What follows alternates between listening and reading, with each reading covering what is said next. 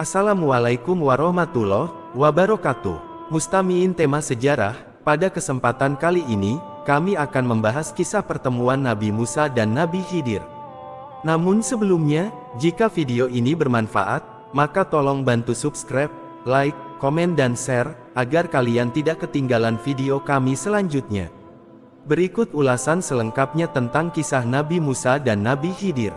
Kisah bermula ketika Nabi Musa berdiri berkhotbah di hadapan kaum Bani Israel, lalu ia bertanya kepada mereka, siapakah orang yang paling alim berilmu?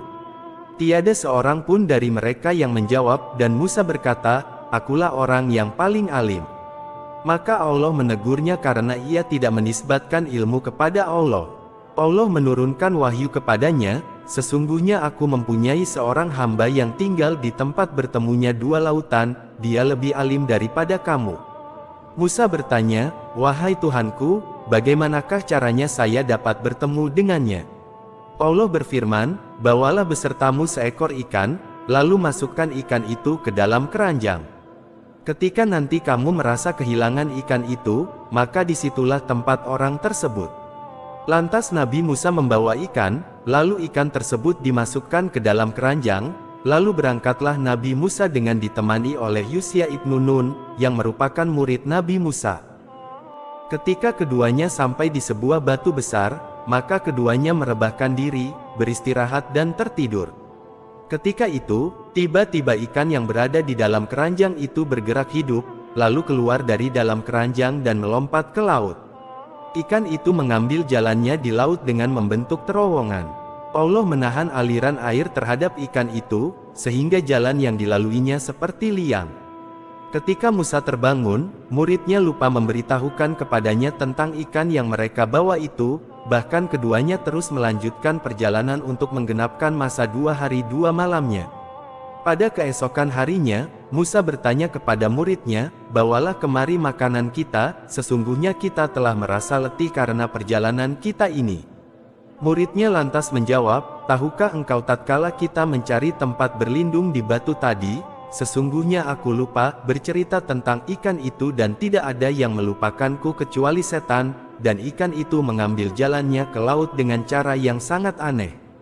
Musa dan muridnya pun terheran-heran. Musa kembali berkata, itulah tempat yang kita cari. Akhirnya, keduanya pun kembali mengikuti jejak mereka semula. Keduanya menyusuri jejak mereka semula, hingga sampai lagi di batu besar. Tiba-tiba ada seorang pria yang berselimutkan sebuah kain. Musa pun mengucap salam dan dijawab oleh pria berselimut yang belakangan dikenali sebagai Khidir, bagaimana salam di tempatmu? Musa lalu memperkenalkan diri, aku adalah Musa, lalu Khidir bertanya, apakah Musa kaum Bani Israel? Musa menjawab, benar, aku menemuimu agar engkau mengajariku sebuah ilmu. Kemudian, Musa meminta izin untuk mendampingi dan mengikuti Khidir. Namun, keinginannya itu diragukan oleh Nabi Khidir, sesungguhnya kamu sekali-kali tidak akan sanggup sabar bersamaku, sebab aku memiliki sebuah ilmu Allah yang telah diajarkan kepadaku, namun tidak engkau ketahui. Begitu juga engkau memiliki ilmu Allah yang telah diajarkannya kepadamu, tetapi tidak aku ketahui. Musa pun berusaha meyakinkan Khidir, dengan berkata, insya Allah engkau akan mendapati aku sebagai orang yang sabar, dan aku tidak akan menentangmu dalam sesuatu urusan pun. Berkatalah Nabi Khidir kepada Nabi Musa, jika engkau mengikutiku, janganlah engkau menanyakan kepadaku tentang sesuatu apapun, sampai aku sendiri menerangkannya kepadamu. Berjalanlah Nabi Musa dan Nabi Khidir menyusuri pinggiran pantai. Saat ingin menyeberangi pantai yang lain, keduanya mendapati kapal kecil yang tengah mengangkut para penumpang. Untungnya, para awak kapal telah mengenali Nabi Khidir. Singkat cerita, mereka pun membawa Khidir dan Musa menuju pantai yang dituju tanpa diminta imbalan apapun. Di tengah-tengah perjalanan, keduanya melihat seekor burung yang hinggap di pinggir kapal. Lalu sang burung meminum sedikit air laut dengan paruhnya. Khidir berbisik kepada Musa, demi Allah, tidaklah ilmuku dan ilmumu di sisi Allah kecuali seperti air laut yang diambil burung itu dengan paruhnya. Saat keduanya berada di dalam kapal, Nabi Musa merasa heran luar biasa, karena melihat Khidir melubangi kapal tersebut dengan melepas salah satu papannya. Musa pun lupa dan ingkar akan janjinya. Dalam pikirnya, setiap kerusakan di muka bumi adalah kejahatan. Dan kejahatan lebih berat lagi karena dilakukan kepada orang-orang yang telah berbuat baik kepada dirinya. Nabi Musa lantas menanyakannya, "Mengapa engkau melubangi perahu itu yang akibatnya akan menenggelamkan penumpangnya? Sesungguhnya engkau telah berbuat satu kesalahan besar." Di sana Khidir mengingatkan Nabi Musa akan janjinya, "Bukankah aku telah berkata, sesungguhnya engkau sekali-kali tidak akan sabar bersama dengan aku?" Pertanyaan Nabi Musa yang pertama dilakukannya karena lupa, sebagaimana yang disampaikan dalam sabda Rasulullah.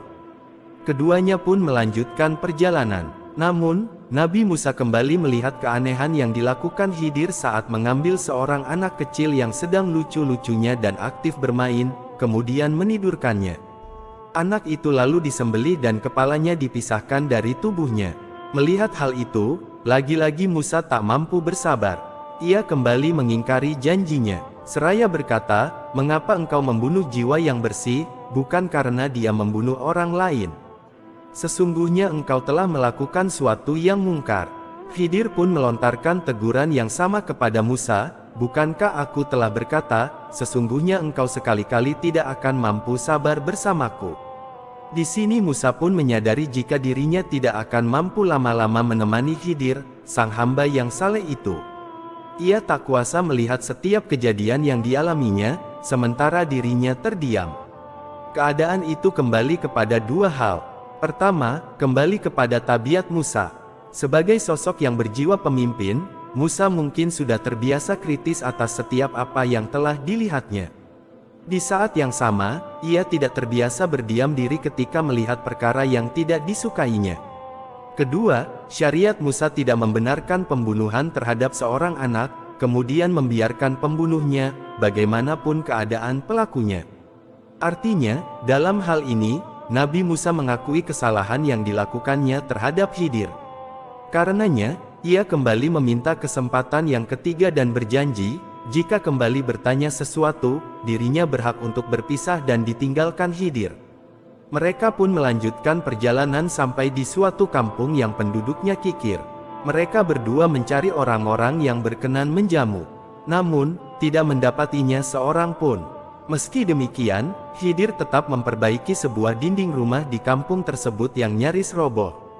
Lagi-lagi merupakan perkara aneh. Mereka diketahui sebagai kaum yang kikir, namun Khidir mau memperbaiki dinding rumah mereka tanpa mendapat imbalan apapun. Disinilah Musa sudah memilih untuk berpisah dengan Khidir. Hal itu ditunjukkan dalam pertanyaannya tentang alasan mengapa Khidir mau memperbaiki rumah para penduduk kampung itu tanpa imbalan sedikit pun. Padahal, dari mereka tidak ada yang mau menyambut dan menjamu. Seandainya Musa bersabar dalam mendampingi Khidir, tentu Nabi Musa akan mendapatkan banyak keajaiban dan rahasia yang dialaminya. Sayangnya, Nabi Musa memilih berpisah setelah Nabi Khidir menjelaskan rahasia di balik semua yang dilakukannya. Adapun perahu itu adalah milik orang-orang miskin yang bekerja di laut. Maka aku bermaksud membuatnya cacat karena di hadapan mereka ada seorang raja zalim yang merampas setiap perahu yang terlihat masih bagus, jelas Nabi Khidir pada Musa. Adapun anak yang aku bunuh itu, kedua orang tuanya mukmin dan kami khawatir kalau dia akan memaksa kedua orang tuanya untuk durhaka dan berbuat kufur. Maka kami menghendaki bahwa Tuhan menggantinya dengan seorang anak lain, yang lebih baik kesuciannya daripada anak itu dan lebih sayang kepada ibu bapaknya. Adapun dinding rumah itu adalah milik dua anak yatim di kota tersebut dan di bawahnya tersimpan harta milik mereka berdua, sedangkan ayah mereka orang saleh. Maka Tuhanmu menghendaki agar keduanya mencapai usia dewasa dan mengeluarkan simpanannya itu sebagai rahmat dari Tuhanmu. Aku tidak melakukannya berdasarkan kemauanku sendiri. Itulah makna sesuatu yang engkau tidak mampu bersabar terhadapnya, pungkas Nabi Khidir. Dari kisah di atas ada sejumlah pelajaran yang dapat kita ambil. 1. Kita sangat dianjurkan untuk berdiskusi atau berdialog dalam urusan ilmu. 2. Seorang alim diwajibkan menyebarkan ilmu yang dimilikinya kepada orang lain. 3. Perjalanan menuntut ilmu merupakan perjalanan istimewa. Nabi Musa sendiri menempuh perjalanan yang cukup melelahkan demi menemui seorang yang lebih alim dari dirinya. 4. Kedudukan dan keutamaan dirinya tidak sampai menghalangi Musa untuk menemui dan mengikuti orang yang diharapkannya memberikan ilmu. 5. Kita disyariatkan untuk melayani dan mengabdi kepada ahli ilmu dan pemilik keutamaan, misalnya Yusya ibnu Nun. Ia mengabdi kepada Musa. Begitu pula Anas ibn Malik juga melayani Rasulullah SAW. 6. Seorang hamba diperkenankan bercerita rasa lelah, kesulitan yang dialami, atau keadaan penyakit, dengan catatan tidak membenci atau menyalahkan takdir yang telah ditetapkan untuk dirinya. 7. Khidir tidak mengetahui perkara gaib kecuali yang telah diberitahukan Allah kepadanya. 8. Kisah di atas meyakinkan kepada kita bahwa Allah Maha Kuasa untuk menghidupkan sesuatu yang sudah mati, seperti menghidupkan ikan yang dibawa Nabi Musa. 9. Kita diajarkan untuk tetap bersikap lemah lembut kepada pengikut atau pelayan kita. Contohnya sikap Nabi Musa terhadap muridnya yang lupa mengabarkan akan hilangnya ikan. 10. Nabi Khidir telah melubangi kapal dan membunuh seorang anak. Namun kemudian dikabarkan bahwa apa yang dilakukannya semata-mata perintah dan kehendak Allah sebagai bentuk kasih sayangnya. 11. Seorang yang bermaksud mengerjakan sesuatu di masa yang akan datang, disunahkan mengucap insya Allah, yang artinya jika Allah menghendaki. 12. Di antara etika seorang murid atau santri di hadapan gurunya adalah menunjukkan sikap sabar dan menaati setiap perintahnya.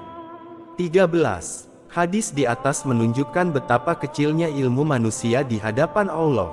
Di dalamnya disebutkan bahwa Khidir berkata kepada Musa, "Tidaklah ilmuku dan ilmumu di sisi Allah kecuali seperti air laut yang diminum oleh burung itu dengan paruhnya."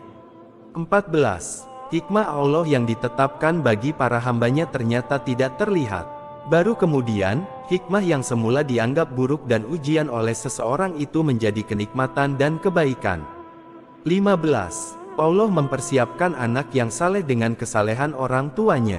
Dalam kisah di atas, dikatakan bahwa Khidir memperbaiki dinding yang nyaris roboh. Tujuannya untuk melindungi gudang harta yang ditinggalkan kedua orang tua untuk anak-anaknya. 16. Kita juga harus selalu menisbahkan kebaikan kepada Allah.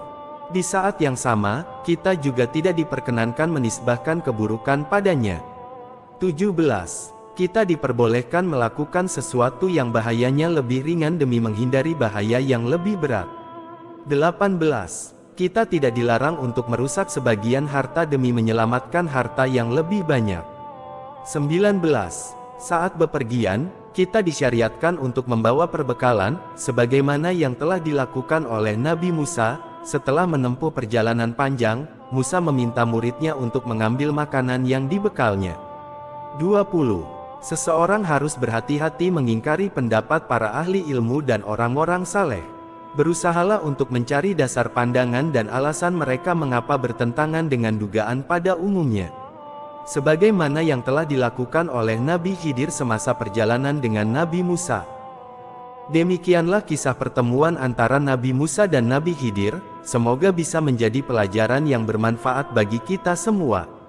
Apabila dari penjelasan kami terdapat kekurangan, kami mohon maaf, dan tinggalkan komentar Anda, karena kritik dan saran Anda kami butuhkan. Sekian dari kami, wassalamualaikum warahmatullahi wabarakatuh.